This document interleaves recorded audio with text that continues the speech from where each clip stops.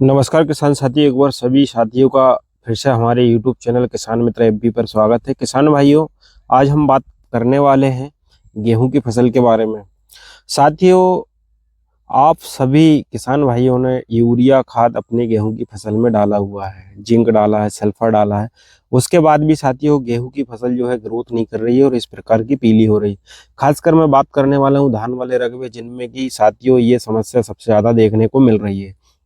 तो साथियों, अगर आप भी अपनी धान की फसल में सभी प्रकार के खाद डाल चुके हैं फिर भी आपकी धान की फसल जो है पीली हो रही, तो साथियों मैं आपको लाइव दिखाता हूं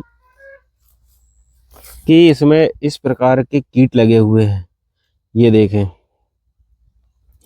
ये जो कीट है पीला पीला सा दिख रहा है, या फिर साथियों आप इस जगह को ऐसे पकड़ के देखेंगे तो इसमें एक चिपचिपा सा पदार्थ लगा हुआ है। तो इसका मतलब यह है कि आपके खेत में भी जड़ माहू का अटैक है। इसीलिए आप जितने भी प्रकार के खाद डाल रहे हैं उसका कोई भी असर आपको देखने को नहीं मिल रहा होगा। तो ये जो है साथियों इस प्रकार का, ये देखें थोड़ा वाइट वाइट सा दिख रहा है, ये फफूंदी टाइप का।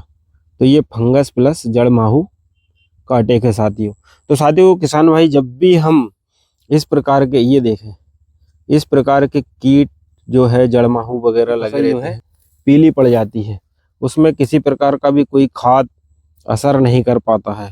तो साथियों ये जो कीट आपको दिख रहे हैं गोल छोटे से, ये जड़ माहू का अटैक होता है। इसके कारण जो है हमारी धान की फसल धीरे धीरे पीली पड़ जाती है, क्योंकि ये जो है जड़ माहू जो हमारी बाइट रूट्स होती है, सफ़ेद जड़ होती है, उनका रस पीकर ही जिंदी रहती है या खाकर ही जिंदी रहती है, और उस जगह पर चिपचिपा पदार्थ छोड़ देती है, जिससे कि जो पौधे में सही से जो माइक्रोन्यूट्रिएंट्स है वो उपलब्ध नहीं हो पाते हैं।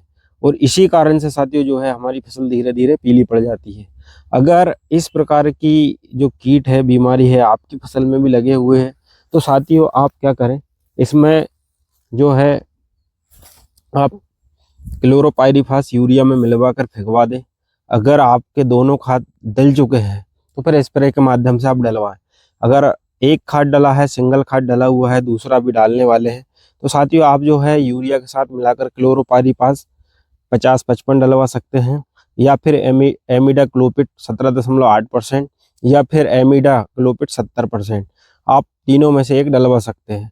साथियों आपको यूरिया में कोटिंग करके इसको अपने खेतों में छिड़कवा देना है। या फिर साथियों अगर आपके दोनों खाद डल चुके हैं और आपकी जो है स्प्रे के माध्यम से डालना है, तो फिर आप इसमें सोलोमन भी डाल सकते हैं, जिससे कि आपको स्टेबिलिटी जो है असर देखने को मिलेगा। अगर वीडियो अच्छी लगी है तो लाइक करें और चैनल सब्सक्राइब करें। धन्यवाद।